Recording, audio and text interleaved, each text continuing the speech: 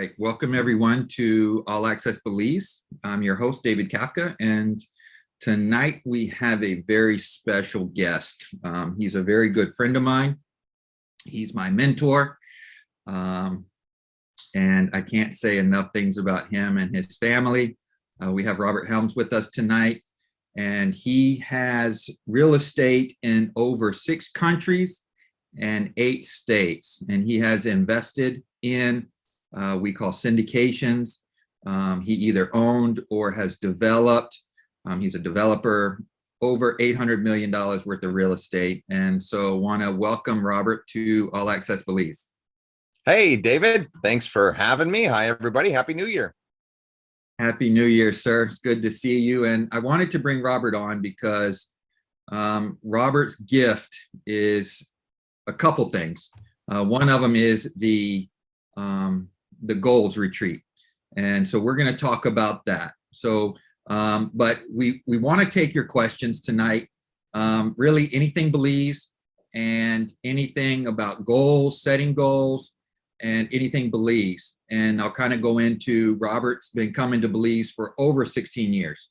And he's been many times. He is the developer and owner of Mahogany Bay Resort, which is the Curio Hilton and Beach Club. And he is also has several businesses here. And he has several businesses in the States. And so I'd love for you to ask him any questions you may have.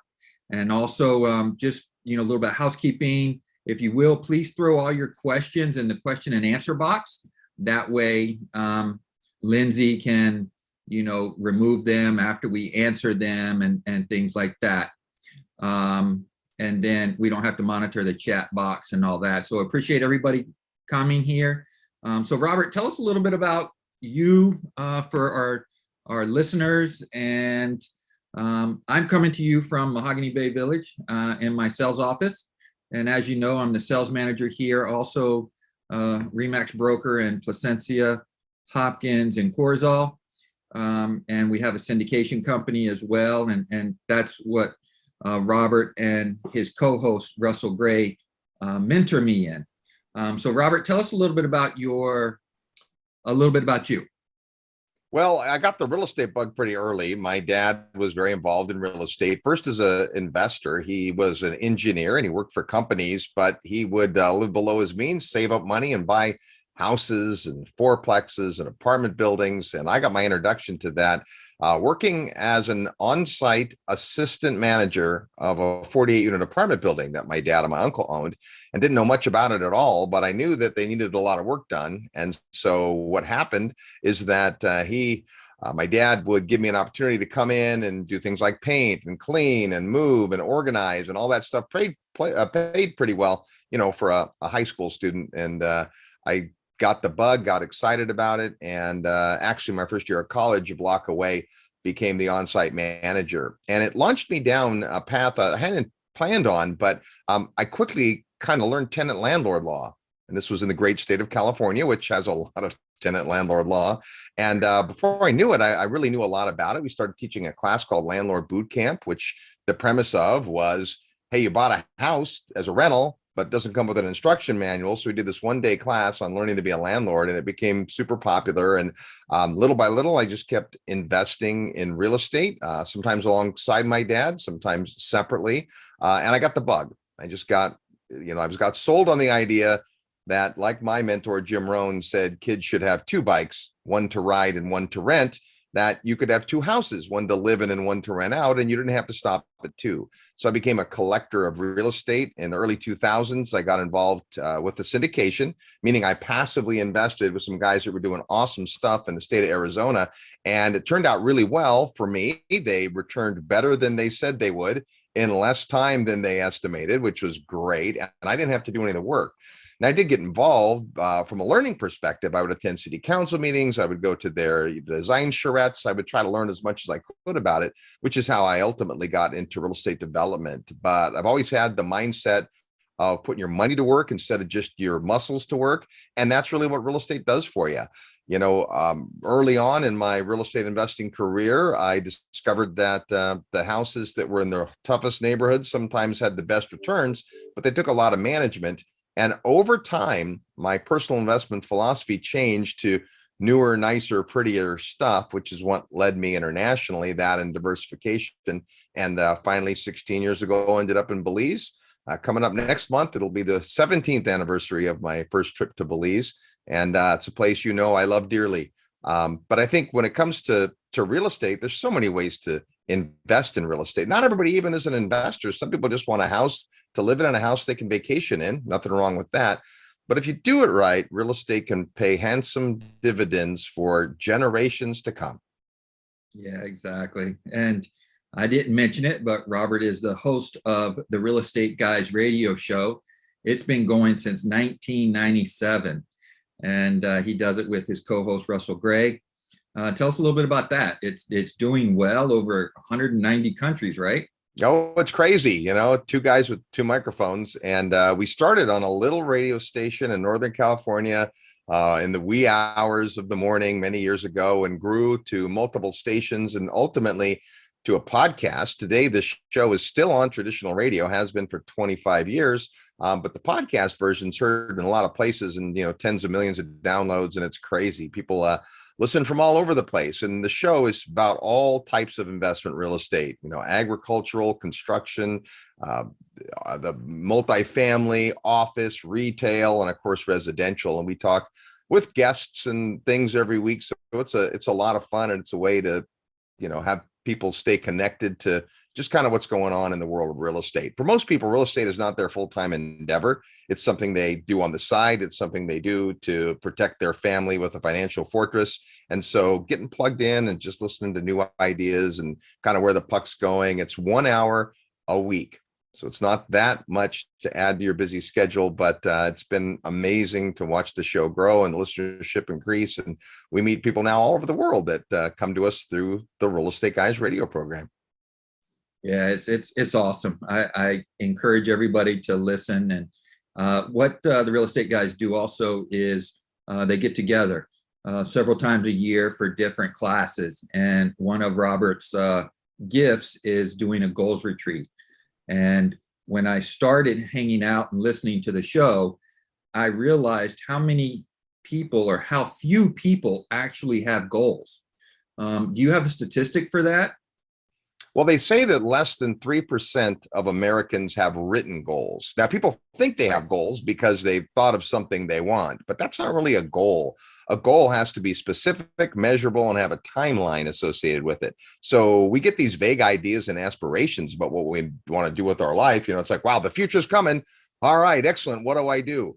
Well, Dr. Dennis Waitley says that you have two primary choices in life: to accept conditions as they exist, or accept the responsibility for changing them. And I love that quote. I love quotes in general, but the idea that either you're okay with the way things are, or, I want to change it. And one of the greatest tools I've ever found to make those changes is goals. Goals are just a way to drive you towards the things that you want in your life, like a target, something you can aim at. And yet most people are very fuzzy. If you were to wake somebody up in the middle of the night and say, what do you want to do with the rest of your life? They'd be like, oh, I'm trying to sleep. And this is not for you. In order to have success, in order to be more, have more, do more, you need to get clarity.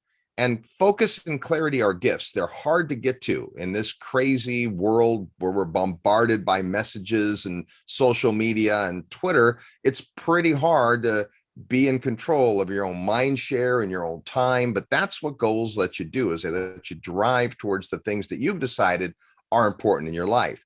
And for years now, this is, I think, our 27th year of doing a goals retreat. Now it's blossomed over the last few years into 2.5 days, and it's a very immersive experience. This year, it's amazing. We have more than twice as many people as the biggest one we've ever done. So I'm a little out of my comfort zone in that, but I'm ready. And the whole premise is that we spend our time, most of it, working in our business, as Michael Gerber would say. And this is a chance to step back and work on your business, but not just your business, your health, your spiritual life, your relationships, your job, if you have a job, your skills. And once a year, it's just a great practice to step back and really think through, are the things I'm doing in my life getting me the results I want? And if they aren't, well, when would now be a good time to change that? Yeah, it's wonderful. If you've never been, if you're listening to this live and you've never been, there are a few spots left. I think 3 or 4 spots left, and so I recommend you go. If not, if you're listening to this, we have quite a bit of viewership recorded. I suggest you sign up for next year. It's not posted yet, but I'm sure you could set up a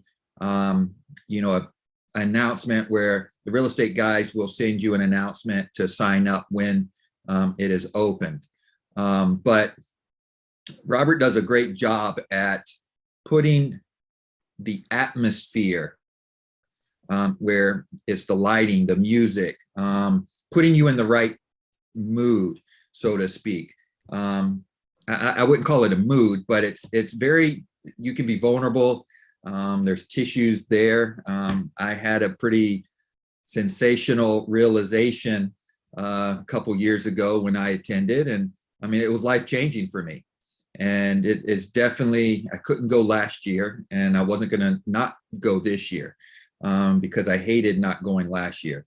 And I didn't do any of my goal work and all that. So we need to take time out. And Robert does. I got an email yesterday. If it's an emergency, here's the number to the hotel. They can call you, but your phones are off, not on silent, but they're off. So it's very good. So you do such a great job at that, and I'm glad to see it blossom to what it is. Tell us a little bit about where it's at and why you picked there.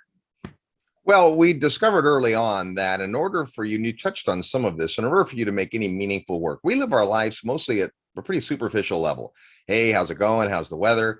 We don't give ourselves the gift of getting deep into our soul and our heart and our mind and really thinking through. If you do strategic planning, I know you've done this, taken 3 days and done a big strategic planning session. That's a heavy lift, and you're really drilling down to what's important and what's not, and what do we leave in and what do we leave out. And so we always want to do the event in a place that's conducive to that. There's a lot of instruction, but there's also a lot of journaling. Over 250 questions for you to answer in writing to yourself in your workbook. It's just for you. You don't turn it in, but it's powerful. And I'll tell you what, when you make a connection of writing on paper, it anchors it to you very differently than tapping it into the keyboard. I'm an auditory learner, so I don't take a lot of notes, and I'm aware of that as we go into a workshop where people are taking a lot of notes. But when things are important, I jot them down. And so there's a process that we go through, and to make it conducive, we try to pick a really beautiful spot that's away from everything else, usually a big campus. The last several years, we've done it at the Hilton Lake Las Vegas, which is not Las Vegas. It's not a casino or any of that. It was built as a Ritz-Carlton hotel. It's now a Hilton, but it's a beautiful hotel. They've got a big campus, acres and acres, and places that you can go indoors and outdoors, and to your room and do this thought process and journaling and do a lot of self-work, if you will. But it's also a beautiful spot and a lot of different restaurants and those kinds of things. Last year with the pandemic, right before the event, 3 weeks before, the state of Nevada said, well, you can't do any events more than 50 people. And we had about 135 people signed up. And so we moved the event with 3 weeks notice to the state of Texas, and that turned out great. The hotel was awesome, another Hilton there, but they decided that we had no choice of the venue. I mean, we found a secondary location, and we told them, hey, you're our backup plan, and we had to use it, but it wasn't quite as conducive. So we're back in Lake Las Vegas, and until we grow out of it, we'll probably stay there. But it's this coming weekend. It's the 7th, 8th, and 9th of January. You can learn all about it if you go to goalsretreat.com, goalsretreat.com. And again, there's 2 or 3 seats left, and that's only because we've had a couple of last-minute cancellations due to travel disruptions and all those things. We have been sold out really for about 2 weeks, but I think there's a couple of spots left. And again, certainly don't want this to be a big pitch for the goals retreat. I appreciate your kind words about it. I would like to share something though that I think comes from the event that would be helpful to anybody, even if you can't make the event. It's something we learned. I learned anyway in scouting. So I was involved in scouts when I was young, and I now have both my boys involved with scouts, and we use this every year. And it's a thing we call start, stop, continue. Now, maybe you've heard this, maybe you haven't. It really should probably be named stop, continue, start, but it just kind of rolls off the tongue better. It's start, stop, continue. And here's what it is. When you look back at 2021 and everything you did and everything you didn't do and everything you accomplished and the things you had hoped to and didn't, you want to try to keep a mental list of what are the things that I'm going to continue doing. They're working well, things are rolling. But for most people, the only way we can put something else on our plate is to take something off. So then we also have to say of the things, the business initiatives, the personal relationships, the activities and hobbies I did last year, what are the things that I should stop because they're not feeding my soul or they're not benefiting me in any way? And so once you figure out what you're going to stop and what you're going to continue, then that lets you say, okay, what new endeavors and things am I going to start this year? What new projects, what new business ideas, what new market outreach? What are the things I'm going to start? Most people watching this are busy people. So it's not like they're sitting around with 4 extra hours every day. They're busy. But if you want something done, you give it to a busy person. And the way a busy person gets things done is they prioritize. And so this is just a tool to look back and say, what am I going to stop doing? What am I going to start doing? And what I'm going to continue doing that serves me. And as human beings, we tend to just keep doing what we've been doing, hamster on the wheel. But you got to sit back at least once a year and say, all right, I've been doing this for 8 months. What are my results? If the results are awesome, well, then let's do more of that. But if they're not, rather than fool ourselves into thinking it's going to get better, we got to change, right? The definition of insanity is doing the same thing and expecting a different result. People say, I'm halfway through my 30-day diet. Oh, really? How much have you lost? Well, I've lost 15 days, right? Some people have 20 years of experience and some people have 1 year of experience repeated 20 times. So anyway, right. Hope that helps. I'd love to get the questions, but I wanted to try to provide some value and not just a commercial. Yeah, no, I appreciate it. And being that this is the 3rd of January, I thought that it would be good, A, to talk about this, and B, because it's helped me so much. When I look back at my notes from 3 years ago, a lot of the things I wrote down, I've actually accomplished. So I appreciate, that. And hopefully we'll definitely see you this weekend for sure. Looking forward to it. So, yes, we'll go in. We have a question from Reed. And before we do that, again, Robert Helms is our guest tonight. He's the host of the Real Estate Guys radio show. He's, in my opinion, one of the best real estate, not just, he's my mentor and a good friend. So any questions you have on syndications, on Belize, and Robert knows a lot about a lot. So, send us your questions if you have any, and Reed has a couple of them. And so can you give me an idea of what type of returns you are seeing for buy and hold land syndications in Belize? Purposely broad question, as I'm hoping you'll share your own personal examples.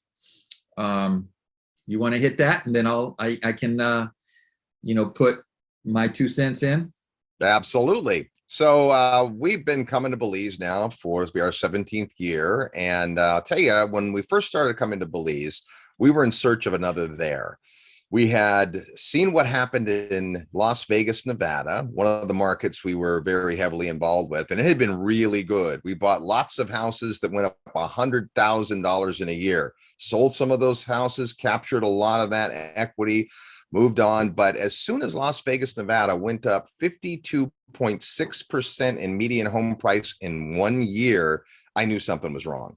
I didn't know what. I didn't study the market and economics like we do today. But at the time, I just had a gut check that something was wrong. And as a real estate investor, I was in search of an alternative market. And actually, that's what led me to my first international investment, which was in Cabo San Lucas, Mexico. It's a market I knew pretty well. I'd gone there several times. I'd met two realtors down there that had been pretty cool in terms of just educating me about the marketplace. They owned a couple of properties and we thought there was opportunity there. But the real reason to consider offshore for us was to diversify. We had a lot of holdings in the US. And, I often, when I'm asked to speak somewhere, I'll ask an audience, hey, raise your hand if you think it's risky to invest outside of your home country. And there's hands that go up. Yeah, that's risky. And then I follow it up with, now raise your hands if you think it's risky to have all of your economic power tied to one nation's economy and currency. And a whole different set of hands go up. And sometimes the same people raise their hands. So it's not a right or wrong. And I'm not here to convince anybody to invest internationally. But if you're watching All Access Belize, I'm guessing that you're interested at least. So at first, we didn't know where the opportunity was. And I'm going to get you to your question, Reed. But the idea is what we call personal investment philosophy. Every investor is different. Every situation's different. You got to figure out, why is it that you're investing? Is it strictly ROI? Is it trying to find the place where I have the best risk-adjusted return possible? Well, in Belize, there were all kinds of things. And we went there for a couple of years before we ever bought a property. And we were going other places too. My partner and I went through pretty much every country in Central America, many of the South American countries, lots of the Caribbean countries, trying to find a spot that we would call home. And we hit on Belize for all the reasons that you probably talk about on All Access Belize all the time. It's beautiful. It's close to the US, 2-to-1 exchange rate. Laws are friendly. English is the language. And all those things led us to Belize. Now, you mentioned specifically land syndication. So to me, land is not the same investment as, say, a cash flowing investment like multifamily or VRBO or any of that. A land investment is speculative on purpose. Doesn't mean I can't figure out how to make money from land, like buying a big piece, subdividing it, getting the titles and selling it off, which is something we've done successfully in a lot of places. But land is just a different mindset. For most real estate investors, they want to invest in something that's going to provide monthly or at least quarterly cash flow. There's money coming in every month, and that's how they gauge their return. When I started out in real estate investing, and I would say not started out, but when I switched over to becoming a full-time real estate investor, my least favorite investment was raw land. And it's because there's 4 primary ways we make money in real estate. Some people say it's 5, some people say it's 6. It's always the same 4. It just boils down to how you look at it. But those 4 ways are appreciation over time. Now, you can break that out into true appreciation and inflation, but the idea that land goes up, whether there's a house on it or not, over time in value, could be a long time. Like if you bought land in rural Arkansas, it could take forever. If you bought land on the moon, it might take longer than that. But if you buy in the path of progress and you buy in the right place, then what happens is equity happens. And so land goes up in value. All properties go up in value over some period of time. The second way is through cash flow, meaning positive net result at the end of the month. We've got more money coming in than it costs for expenses going out. That's a great way to make money in real estate. Another way is amortization. When you have a loan on a property and your tenant makes your mortgage payment, then every month you own a little more of the property, because a lot of what the payment is principal. So principal reduction. Now, if you live in your house and you're making those payments, it doesn't count, because all you're doing is moving money from one pocket to the other. It's your equity, but it was your cash flow. But when your tenant gets up and goes to work for somebody else and makes payments to you that you turn around and pay the mortgage company and the loan gets paid down, it's a slow way to wealth, but it is a way we make money. And then the fourth way is tax breaks, incentives that we get, which depend on where you live and how you make your money and those things. But there's a wider variety of tax and other incentives available internationally, I found, than in any one home country. So land specifically has to have a purpose. If it was agricultural, it still has yield, but it's in a different way than if it was land for the development of houses. So when I think about an ROI on land, I've gone from not liking land because of the 4 ways we make money in real estate, only one applies. There's generally no cash flow on land unless it's agriculture. You can't get a loan on land, raw land normally, so there's no amortization.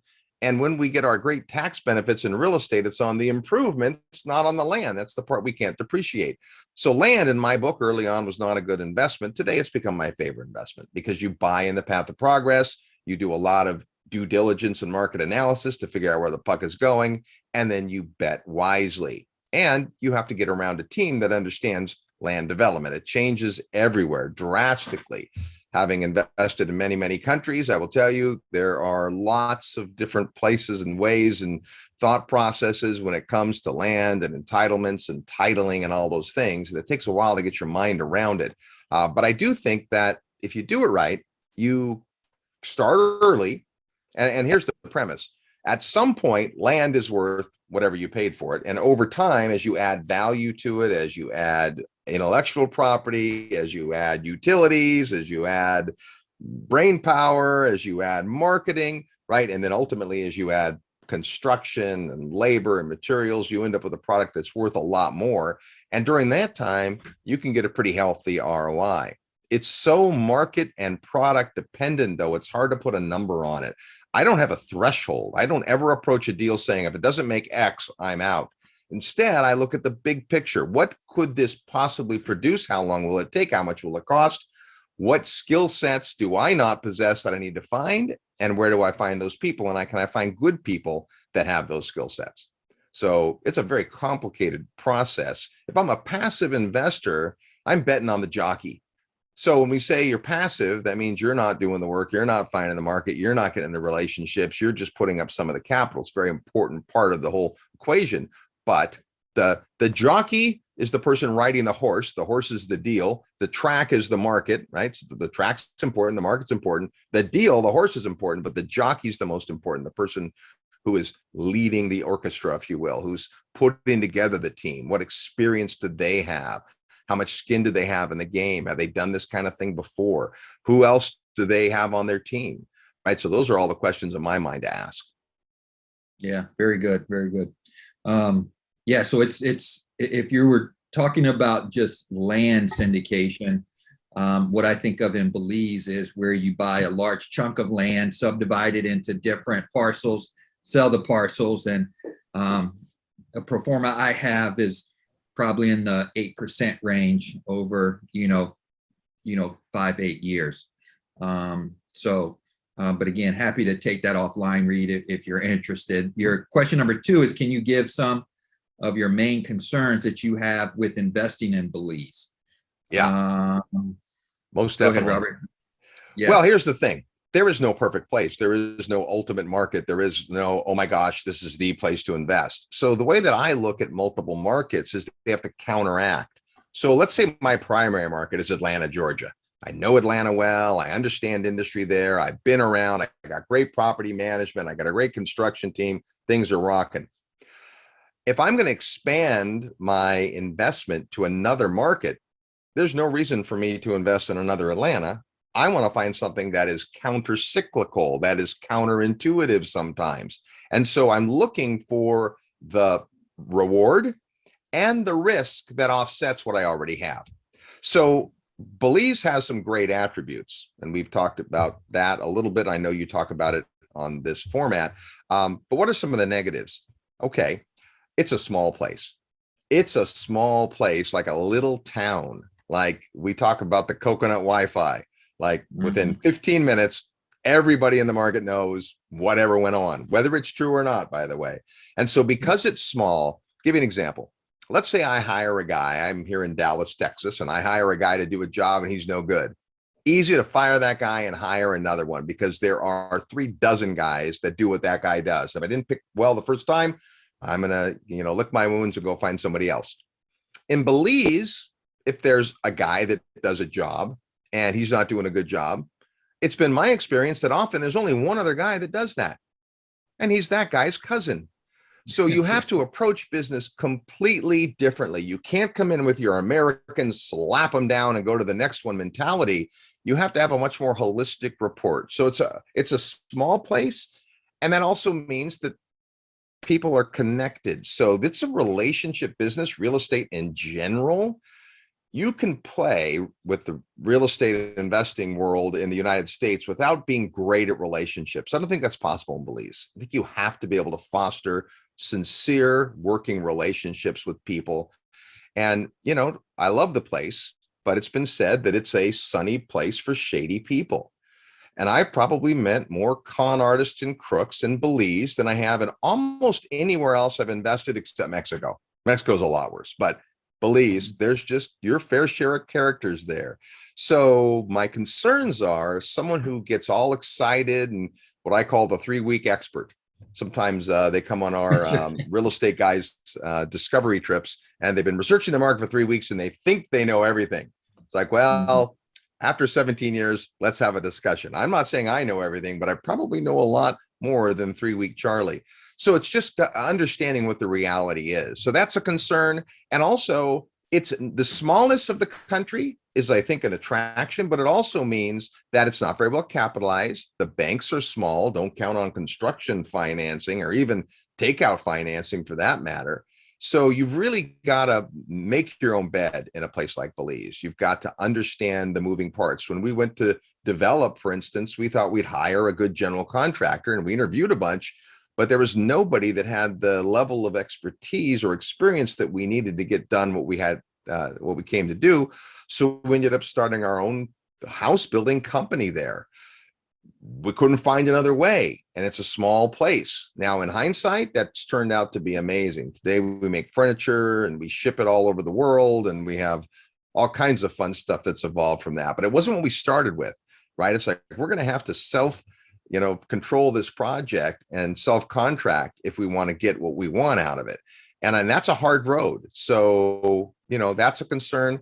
I'm not as concerned about things like political risk. There's political risk everywhere, every place. And, I like the fact that it's a British colonial country. So the basis of law is pretty solid.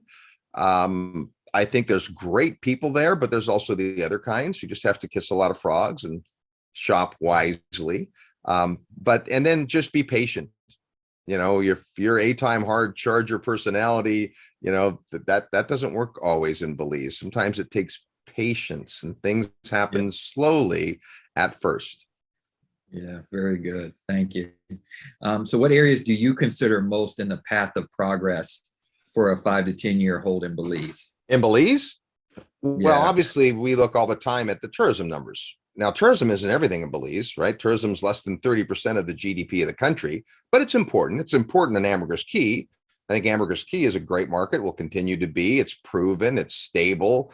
All the brands are there, right? The real estate brands, as well as many of the hotel brands. So I like Ambergris, and I love it there. But I love Placencia. Placencia has a great feel. It's very seasonal, more seasonal than Ambergris is now. But when I first started coming to Belize, Ambergris was pretty seasonal. I love the Curio district. And I think depending on what you were doing, I think there's a great opportunity out there to have, bigger lots and more privacy and those kinds of things. So I tend to look at the markets that have sustainable drivers, things that have people continuing to look at those markets and have real estate needs that need to be met. What creates value in any real estate market is constriction.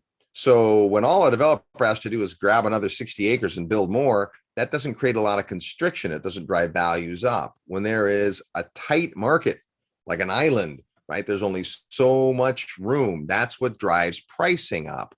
Now, there has to be good, solid demand there too. But I think it's early. I mean, even though I've been coming to Belize for 17 years almost, I still think it's early. I think we got there too early. Now, I'd rather be early than late.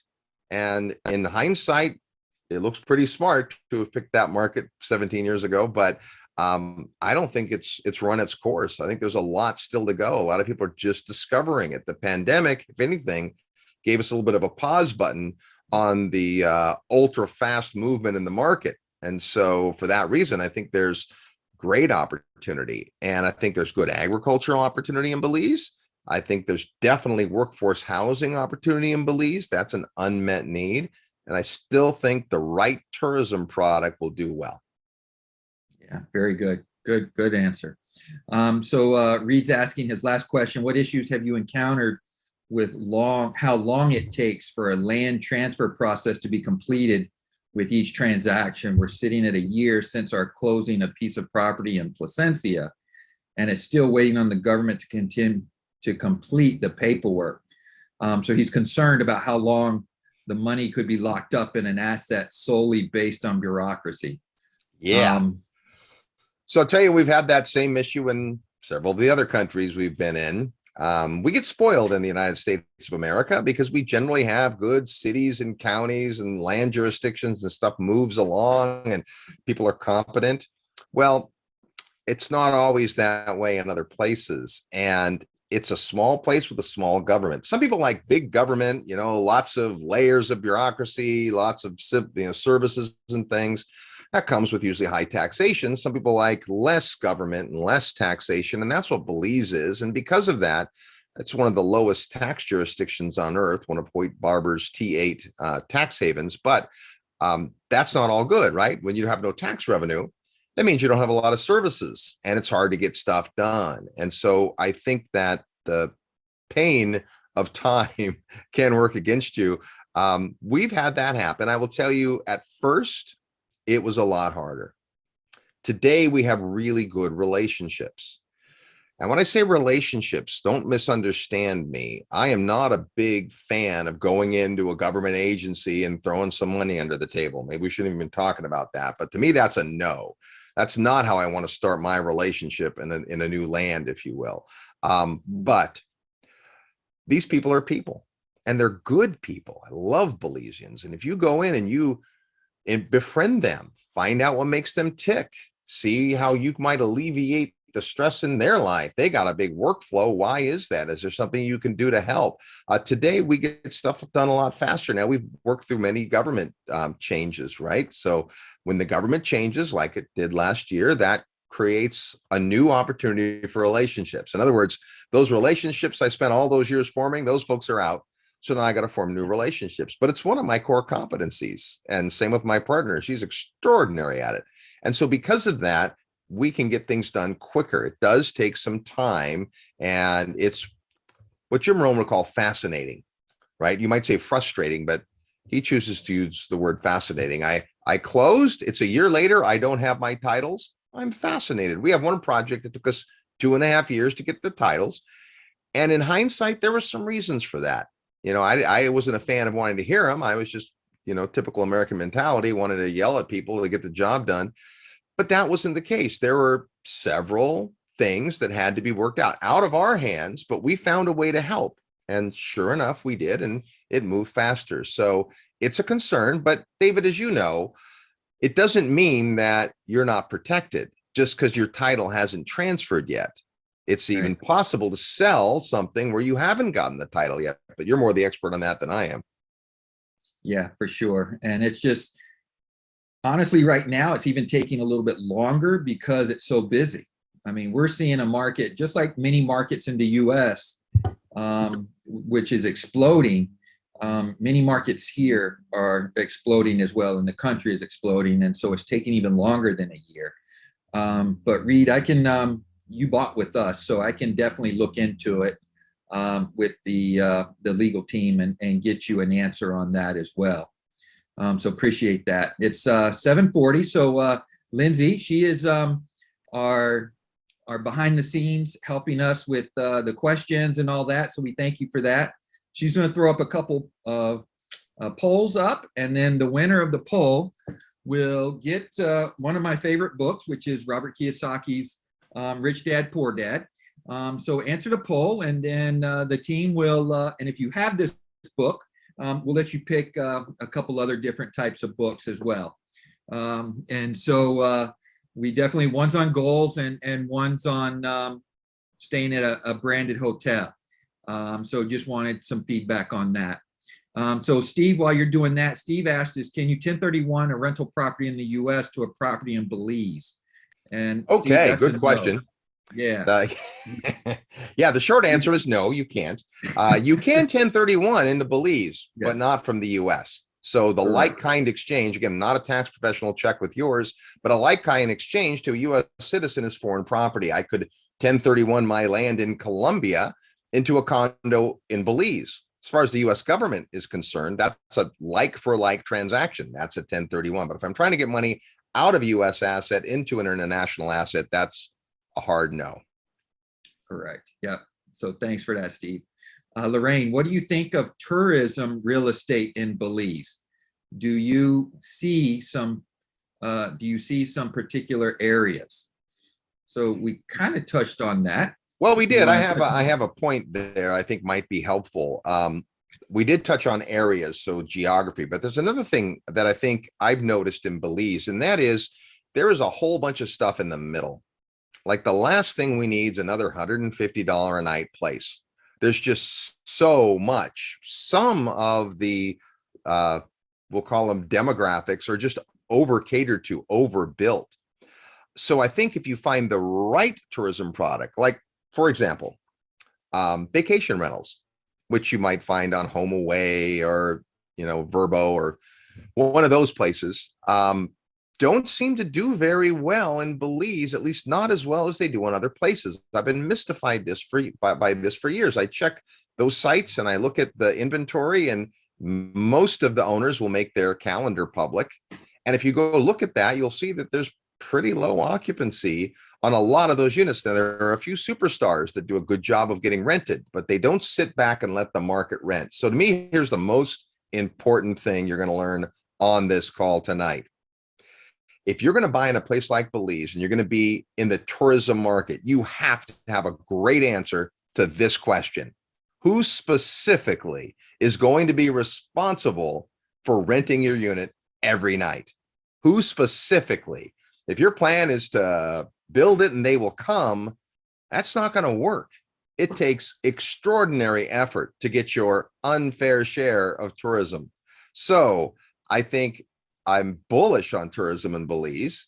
I'm loving what I'm seeing in terms of new airlift and occupancy numbers and all those things. They're not yet pre-COVID numbers, but they're bouncing back pretty well. But it's easy to make a bad choice, to buy something because it seems like a good deal or it's on sale without doing all the homework. And in Belize, there's this really interesting wrinkle that says there is only one hotel tax license per development, which means you don't have any choice as to who your manager is going to be unless you buy a single family house.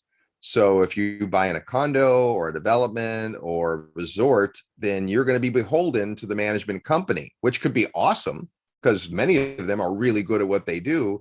But it's not like where you're at home where you can just say, hey, I don't like my manager, I'm going to fire him and get a new one. That's not legally possible in many properties in Belize, especially tourism properties. So again, bullish, big time bullish, but you got to choose wisely. Unlike many, many markets, there is not just throw a dart and hit the board and buy somewhere and be okay. I think a lot of people are set up for less than stellar returns just based on the choices they make when they buy. Yeah, very good. I agree. Lorraine is a contractor in Canada, and it is possible for you to build your own house here and develop here. You do have to get a work permit to do that unless you're building your own house. And I just want to add, I interviewed several of my agents in Hopkins, and they are from Canada. This was probably 2 or 3 months ago, and he's a builder. So you definitely can create a business here. Belize is very business friendly. They want you to start a business. They want you to hire people. And let's kind of just take a few minutes at one of Robert's companies is the Hilton Mahogany Bay Resort and Beach Club, the Curio by Hilton. It's a mouthful. So tell us a little bit about that. Yes, the very first branded hotel on Ambergris Caye. So tell us a little bit about that. How many employees y'all have employed? We've talked about the business a little bit as far as the construction company, but it's kind of, you have several companies here. Yeah, so I think to answer the question about if you have skills and say you're a general contractor in Canada, those skills will translate for sure. The question is that you have to ask yourself is who can you bring in from your company to help? And then is that a person that get a work permit? So in general, Canadians and US citizens cannot take jobs from Belizeans. I couldn't go to Belize and get a job as a bartender. right? Those are jobs for Belizeans. I'm not going to be able to get a work permit to be a bartender, but I could own a bar, build a bar, design a bar, hire people to run my bar. I can do that. Same in construction. There are a lot of great laborers in Belize, some of them very skilled in construction. We have been pleasantly surprised in that regard, and they're relatively less expensive than other places. But that doesn't mean Belize is cheap to build in, because we have all kinds of things like on the island, barging costs, logistic and supply chain, which has been troubling in Belize since long before there was a pandemic, right? So there's lots of things you have to figure out. But I would say if you have those skill sets, that will translate, and you have to figure out how well. Like, what's not going to work, and what people have tried, is to bring in a big crew from another country to do all the work. That's a hard road to hoe in Belize. Much better to bring in your key people for whom you can't find somebody competent in Belize. And that's all the test is, basically. If I can't find the person I need with this particular set of skills, experience, and background, then I have the right to bring someone in. Well, you can bring those people in. I'll tell you, when we started the hotel, we had 7, I guess we'll call them non-Belizeans, that we hired in our main departments, because we couldn't find anybody who had been a food and beverage director of a hotel with 200 rooms, or a general manager of a branded hotel, right? We couldn't find those people in Belize. Today, I'm happy to report that we don't have a single non-Belizean working in the hotel side of the business. And that's great. It's better for the country. It's better for our team. It's better for morale. We discovered early on that the kind of person who comes to a market like Ambergris Caye, Belize, who's been in the hotel business 8 or 10 years, probably isn't coming there because they're ready to pour it on, right? It's more the opposite. Hey, I'm going to just kick back and relax in paradise. That's not what we needed. So starting a business is not that difficult. Dave, you've started several businesses, as have we, but you do have to connect a lot of the dots. Things that we take for granted in terms of being able to find and acquire just aren't there as readily available.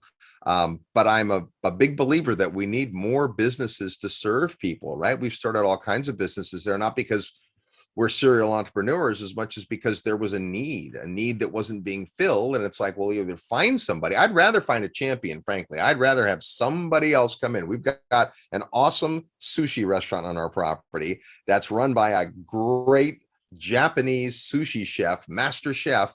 And we don't got to motivate or organize or manage that guy.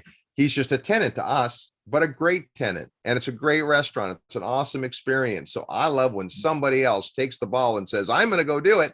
Great. What a great opportunity. But sometimes you don't have that, and you have to find somebody. I remember years ago, I was there with a couple of couples on our discovery trip, and there was a couple from San Diego and a couple from Seattle. They're about the same age, and we're hanging out early in the morning before the event starts. And the one guy says to me, hey, where's the Starbucks around here? I'm like, well, there's not a Starbucks. Because no, I don't mean Starbucks brand, but I mean, a place where I can get a latte or something. And I'm like, yeah, well, there really isn't one.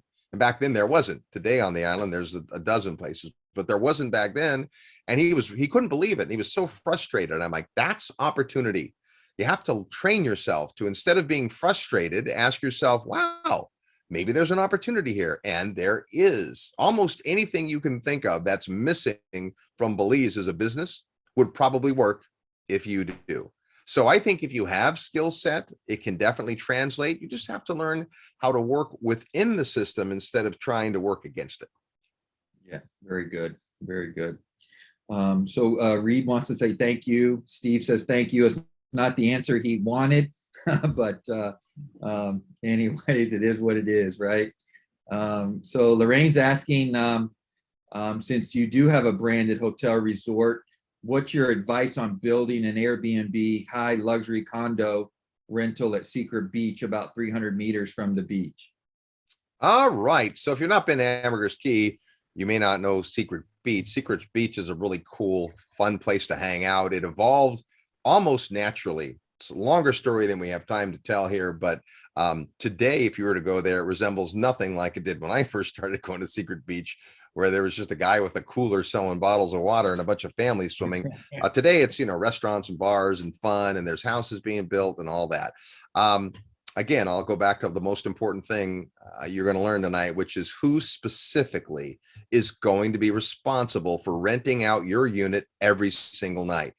And I wish there were better answers in Ambergris Caye. Maybe it's people I haven't met yet. I don't know. I've yet to be able to find a really good, really competent, really ethical third-party property manager. I have those people in my life, in my properties throughout the world.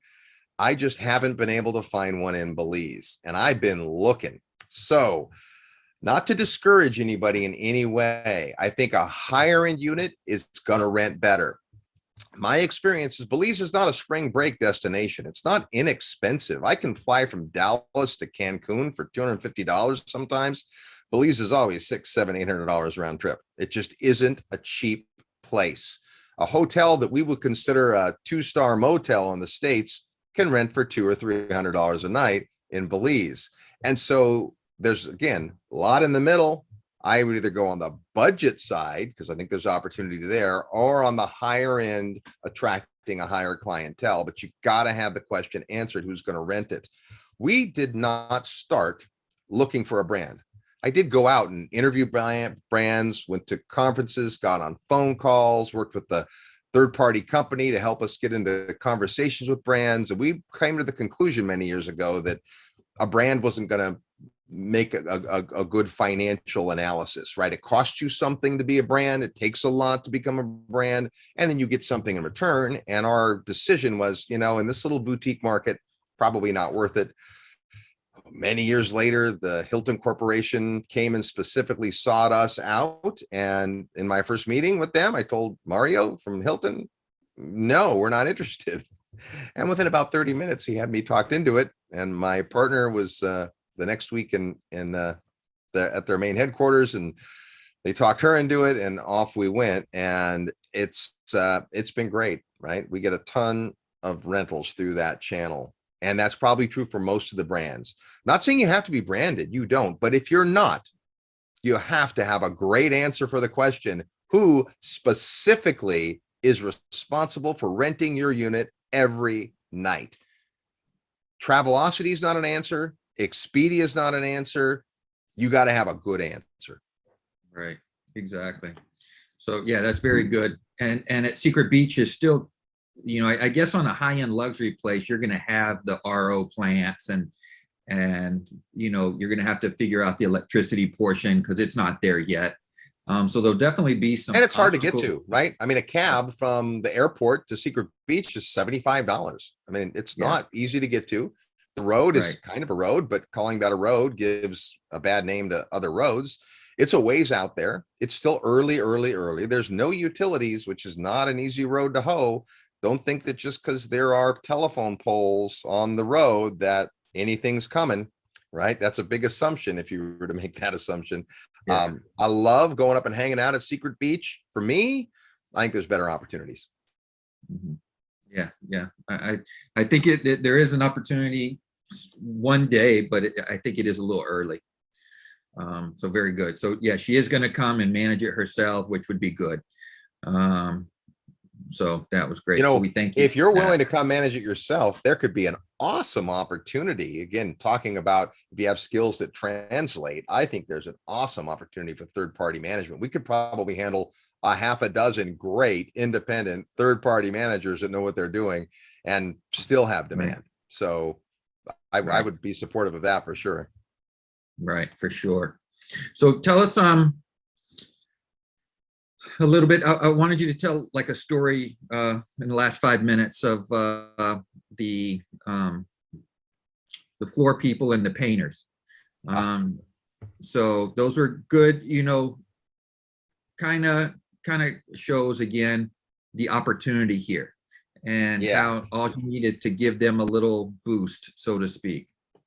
What happens when you find a market where labor is inexpensive is that then people who hire labor tend to throw bodies at the problem, meaning I'll just hire 10 more guys because it's cheap. Well, we took a very different approach.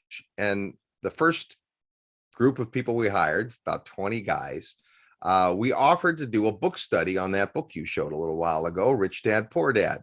Now, many of these guys couldn't read. Nobody knew who Robert Kiyosaki was in this group. But if you've read the book, it's a book about accounting, balance sheets and cash flow statements and all the things people need to know financially. And so we ran this little book study, and out of that book study, eventually, not in first 2 weeks, but eventually popped up several businesses. We had hired a guy that was our lead painter, and he had two other guys that were our employees, and they would paint the buildings. And he came to the book study, and we got talking about what about him starting a subcontracting business, a painting contractor. And rather than us pay him hourly, we pay him by the job. We determine what a good rate would be to this particular style of unit, paint it inside and out, and we'd come up with a metric. And that's what we ended up doing. He ended up hiring his own guys. He came early, he stayed late. He went from riding a bicycle to owning a golf cart. And I got in a conversation about a year later, and he was doing great. And he said, Mr. Robert, it's a lot of work to be a contractor. Yes, it is. But the good news is you get to make that rate, and then you get to hire and train people below you. And we've done that a bunch of times. We have more than a half dozen little independent companies that respond through a need we had as a developer. Now, not everybody does it that way, but we're not the only ones that have done that. It's a great opportunity. People in Belize don't need a handout, they need a hand up. And one of the big issues, you brought up the floor guys. So we had a situation where our director of construction, awesome guy, had been building since he was in his teens, and he was in his 70s when he came to work for us. Super guy, came out of retirement because of the challenge of this gig, but he was having a challenge with them laying the floors and sanding the floors. And he said, after lunch, I want you guys to be back at this unit, and we're going to show you how to lay a floor. And he and my partner, a woman, basically in front of these guys did the whole floor in 3 hours. The previous crew had taken about 3.5 days to lay the same floor. When it was done, after Miss Beth left, he said, that's how you do it. And please never make Miss Beth put on a tool belt again.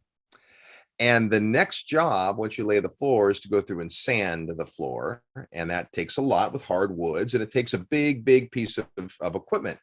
So we had a really good candidate to start that job, but he didn't have the wherewithal to invest in this piece of equipment. So we sat down with him and said, what if $10 Belize, $5 US, what if $10 of every floor job went to paying off the floor sander until you owned it instead of us? We won't charge any interest, just the price we paid for it, $10 a gig. He said, that'd be great. That's what we did. And today they own the floor sander and the business. So I think there's a lot of opportunity when you empower people to come alongside you, instead of just taking this attitude of, oh, labor's cheap, I'll just hire a bunch of people, and if they don't work, I'll fire them and hire somebody else. Instead, if you get somebody else who becomes a stakeholder, who has a vested interest in your project doing well, then look out. Yeah, very good. I thought that would be a great way to end. And thank you so much for joining us. Belize very well, for coming here, well before you had the Hilton here. And so we also thank you, everyone, for joining us tonight. Next month, February 8th at 7 o'clock, Belize time or Central Standard Time, 8 p.m. Eastern Standard Time is our next All Access Belize. And again, this one will be up on YouTube once we do some, post-production and things like that. And Robert, any last parting thoughts you want to say before we hang up? No, just Tony Robbins says you don't lack resources, you lack resourcefulness. There's always a way to get it done. Surround yourself with great people like David Kafka, and it takes a village. So thanks for having me, and I hope to see you guys someday in Belize. Yes, and we'll see you this weekend. See you then. Thank you very much. All right. Thanks, everyone.